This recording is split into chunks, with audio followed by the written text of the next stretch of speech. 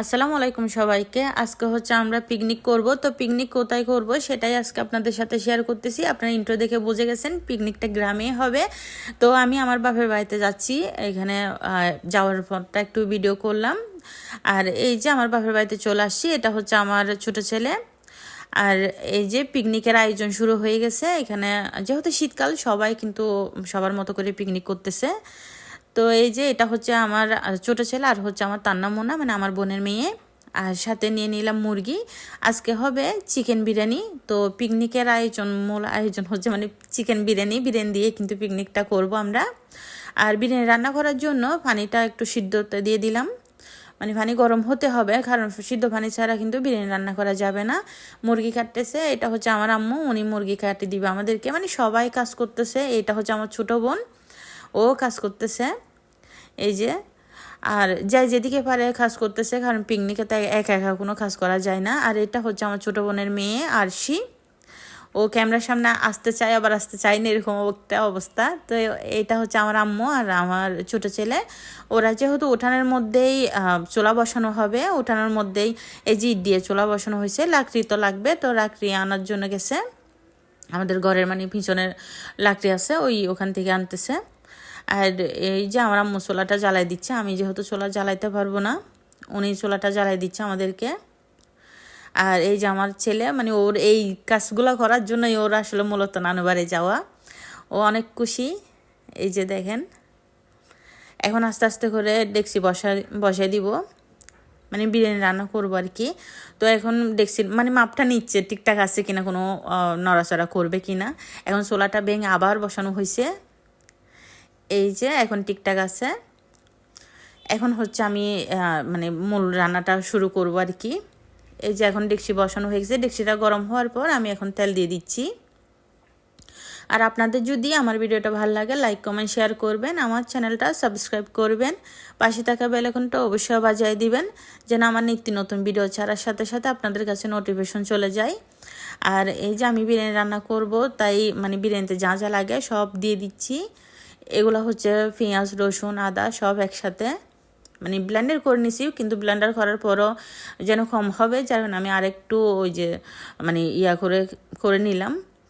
তো এখন এই যে আলু, গাজর সব দিয়ে দিচ্ছি। আসলে সবাই মিলে কাজ করলে মানে পিকনিকের মজা আসলে বেড়ে যায়। তো এখন দিয়ে দিচ্ছি কাঁচামরিচ। কাঁচামরিচগুলো আমি ভেঙে দিচ্ছি একটু হাতে, আসলে যেন একটু ঝাল বেশি হয়, একটু বেশি করেই দিলাম। আর এই যে চুলাটাও কিন্তু বেশ ভালোভাবে জ্বলতেছে, আপনারা দেখেন আসলে এত বেশি সুন্দর জ্বলতেছে। বাতাসও আছে প্রচুর পরিমাণ। এই যে দেখেন আগুন কি পরিমাণ।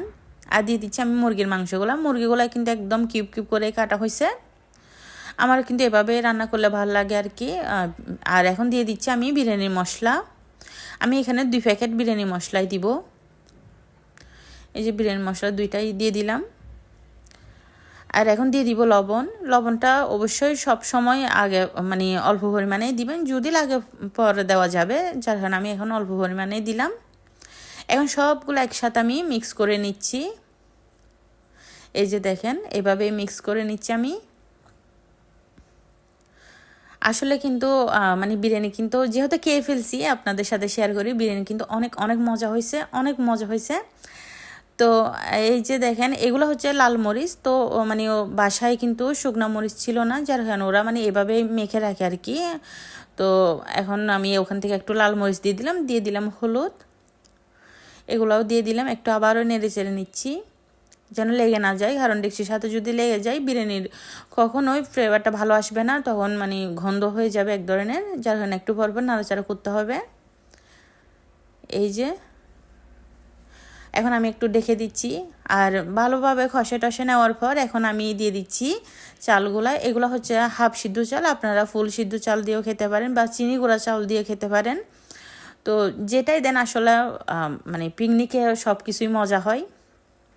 তো এখন আমি হাফ সিদ্ধ চাল দিয়ে রান্না করব বিরিয়ানিটা। তো আমি চালগুলো কিন্তু ভালোভাবে কিন্তু নেড়ে চেড়ে দিচ্ছি, যেন কোথাও ডেকচির সাথে যেন বাজি টাজি না থাকে আর কি, লেগে না যায়। তো এইভাবে কিন্তু আমি নাড়াচাড়া করে দিচ্ছি। কারণ ভাত কিন্তু সুন্দর হতে হবে, যেহেতু সবাই আছে পিকনিকের জন্য অপেক্ষা করতেছে সবাই। আর এই যে এখন যে পানিগুলো সিদ্ধ পানি রাখছিলাম ওগুলাই পরিমাণ মতো দিয়ে দিচ্ছি আমি। পানি বেশি দেওয়া যাবে না, আমি অল্প পরিমাণে দিচ্ছি, মানে যতটুক চাল দিছি তার ওই রকম পরিমাণে পানি দিলাম। তো এই যে এটা হচ্ছে আমার ছোট ছেলে, আর এটা হচ্ছে আমাদের তান্নামোনা কিন্তু অনেক এনজয় করতেছে। তো তান্নামোনা দেখেন ওর বাইরে যেহেতু ড্রোন ওড়াচ্ছে, ও ওখানে আছে, ও কিন্তু ডান্স করবে, এখানে আসি আছে, সবাই মানে আনন্দ করতেছে।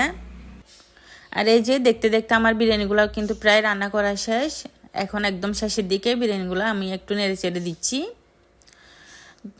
আবার বলছি যেন মানে ভাতগুলো মানে সুন্দরভাবে হয় আর কি, যেন রেগে না যায়, যার কারণে আমি সুন্দরভাবে একটু পরপর নেড়ে চেড়ে দিচ্ছি, দেখতেছি ঠিকঠাক আছে কিনা।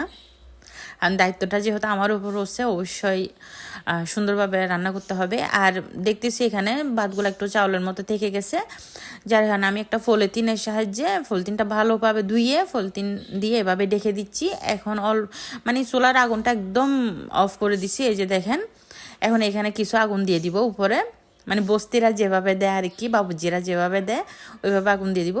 আর আপনারাও চাইলে করতে পারেন, যদি কখনো আপনাদের ভাতের মানে চাল থেকে গেছে, ভাতগুলো ফুটে নেয়, তাইলে আপনারা অবশ্যই একটা ভালো পলিথিন দিয়ে পলিথিনটা ধুয়ে এইভাবে দিতে পারেন, তাহলে দেখবেন আপনাদের কিন্তু মানে ভাতগুলোও কিন্তু সুন্দর হবে। তো দেখতে দেখতে এই যে দেখেন আমার ভাতগুলো কিন্তু শেষ, মানে রান্না করা। এই যে দেখেন ভাতগুলো খুব সুন্দরভাবে ফুটে গেছে। তো আজকের মতো আমি এখানেই বিদায় নিচ্ছি। সবাই ভালো থাকবেন, সুস্থ থাকবেন। আল্লাহ হাফেজ, আসসালামু আলাইকুম।